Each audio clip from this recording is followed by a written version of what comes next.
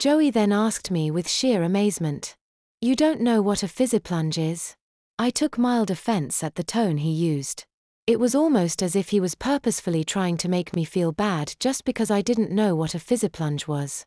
Okay, maybe it wasn't done on purpose, but it sure felt and sounded that way. Maybe it was because Joey was younger and smaller than me and I felt as though I should know more than him. Anyway, I shot him a look, but before I could think up a halfway decent comeback, Beth asked me, "Hasn't your mother ever let you take a bath with lots of bubbles in the water?" "Ah, you mean like a bubble bath?" I asked. "Exactly," Joey said. "Well then why didn't you say bubble bath?" I said, shooting another mean look at him. Thankfully, to save my dignity, Beth first gave me a towel to cover myself with and then she helped me out of my diaper. It was actually a clever way of doing it. I then wrapped the towel around myself and this time stood up more cautiously. This time my leg didn't buckle under my weight. The bathtub in the bathroom off of Beth's bedroom was the biggest bathtub I'd ever seen. It was kind of egg-shaped with half a dozen silver-looking rings in the bottom. Now I had heard of a jacuzzi before, but until then I had never actually seen one. So when Beth flipped a switch on the wall and jets of water began erupting from the silver rings, I clapped and giggled. Yeah, I know it was a stupid reaction, but I was just caught up in the wonder of it. She then picked up a blue plastic bottle.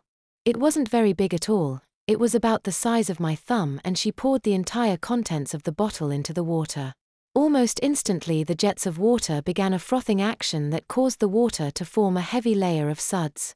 Along with the growing suds, the room also became laced with a wonderful vanilla aroma. It smelled so good that my mouth watered. "Okay," Beth began, "you two get in. I'll go get changed and then get breakfast started." Before she was even out of the room, Joey dropped his towel to the floor, which left him naked as the day he was born. I, on the other hand, waited until his mother was completely out of sight before lowering my towel.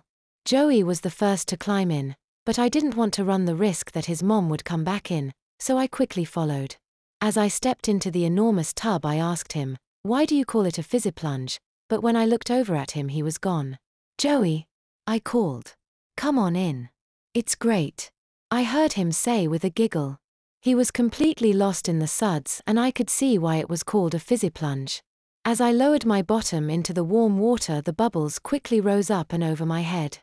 "Blow like you are blowing out birthday candles," Joey said from somewhere amidst the bubble abyss. "Why?"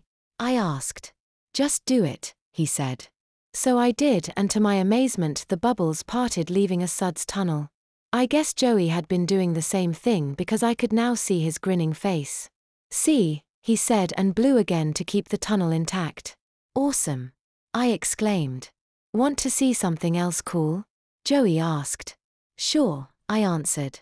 "Take a deep breath and go under the water and then open your eyes," he said. "No way," I shot back, "the soap will sting my eyes." "No it won't," he answered gleefully, "it is magic bubbles." "Magic bubbles?"